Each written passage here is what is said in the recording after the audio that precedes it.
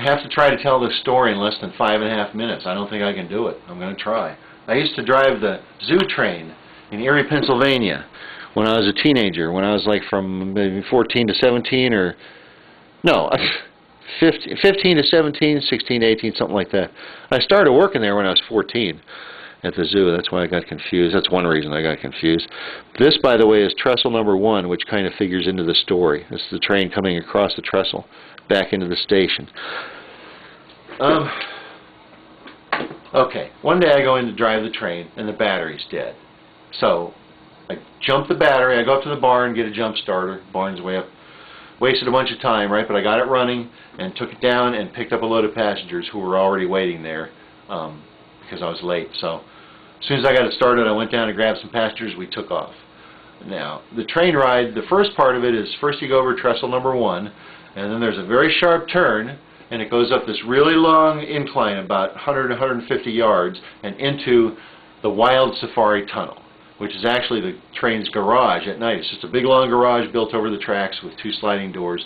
But in the daytime, it's the Wild Safari Tunnel with day-glow painted charging animals and black lights, right? So you go in and you're on the mic and you say, "Okay, folks, now we're heading into the Wild Safari Tunnel. Watch out for that charging rhino. Oh, there's a leopard. And then look out for those lions." And you just make stuff up.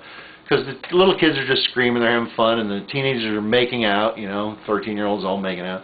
So it's just fun.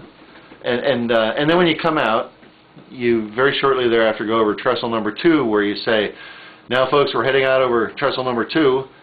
27 feet, 3 1/4 inches far below us are the raging torrents of Mill Creek.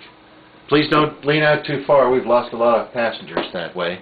And everybody chuckles again, because Mill Creek's like this deep and water's going about this fast. So it's just fun, right? But anyway, this one day I took out this first load of passengers, and when we get through the tunnel, the back gate is right there. And it hadn't been opened yet. So I stopped the train, got off and opened the gate and let these people in.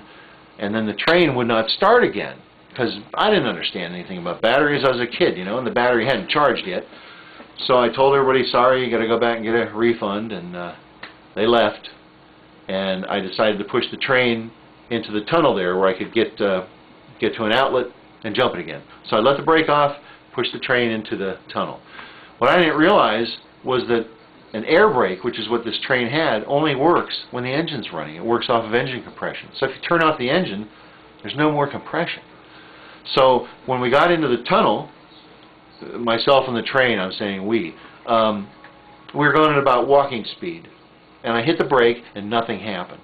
Nothing. And I instantly kind of figured what was going on, but what could I do? Now we're going at walking speed through this tunnel, and there's a really long hill coming up. So I just grabbed the front of the train and dug my heels in. That's all I could think to do. And that thing dragged me all the way through that tunnel. When we got on the other side, I was trotting to keep up. And as soon as it hit the straight part, it just started going. And I thought, oh my God, I had like 2 seconds to decide what to do, and I jumped on like a moron. I mean, I could have let it go, but I thought, no, I'll try, So I'm trying to start it, and of course it won't start, and nothing's working, the brake's not working. And these people in the zoo, right next to the tracks there, in what's called Pixieland, the kids section, they're all watching like this, as this silent train races backwards down the hill with this hippie on the front trying to turn the key. So by now it's going too fast for me to jump off. So there's this real sharp turn, and it goes right onto the bridge, onto the trestle number 1. So I thought, all right, if the back end of the train goes off, I'm just going to jump and take my chances. But it made it through. It whipped around that corner, and the whole thing just went zooming backwards into the station, went a whole turnaround and stopped. I'm like, oh my God. So boss came down, blah, blah, blah. We jump-started the train. I took out another load of passengers, right? Went all the way around, came back down, got to that corner. What I didn't realize was when the engine went whipping through that corner, it pushed the tracks apart. So this time when I came through it, the train jumped the tracks right on the trestle, on that trestle number 1, and hit that guard right on the trestle, and went, and people behind me screamed like a death scream, and it hit that guardrail, which is mostly just decorative 2x4s, and broke it and stopped right on the edge. It stopped right on the edge of that trestle. And I could hear in my head Walter Cronkite's voice that night saying, "Tragedy struck in the Lakeport town of Erie, Pennsylvania, as a train carrying 47 passengers plunged 27 feet 3¼ inches into the raging torrents of Mill Creek. Well, Walter, you didn't get to say it, did you? What a day.